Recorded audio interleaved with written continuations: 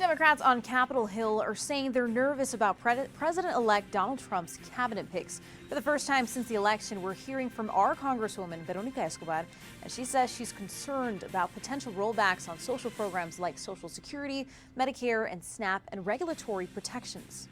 We think the most significant harm is going to happen, and it will happen with communities that are economically disadvantaged, like El Paso's. It will happen in communities with a high number of immigrants, like El Paso, a high number of mixed status families, like El Paso. Escobar is telling El Pasoans to get ready to see changes as Donald Trump prepares to start his second term. And we've already started to see Trump outlining his new administration's priorities, and that includes plans for mass deportations, increased border security, and cuts to Social Security, Medicare, and SNAP benefits. And responding to the election results, Escobar says the challenge for Democrats now is Republicans holding power in the White House, Senate, and House of Representatives. The Republicans have what we call a trifecta. It will be deeply, profoundly damaging to our nation.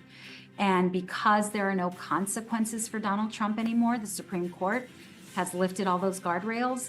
I think that not only does Donald Trump feel more emboldened and empowered, but the people around him. And Escobar actually co-chaired Vice President Kamala Harris's campaign team and says the Democratic Party needs to go back and look at how it lost the White House. She says that despite close polling before election night, one thing that continued to come up with voters she spoke to was misinformation. I have been sounding the alarm to my colleagues that we can no longer do the same old thing when it comes to the way we communicate and message. Most people no longer get their news from traditional news outlets.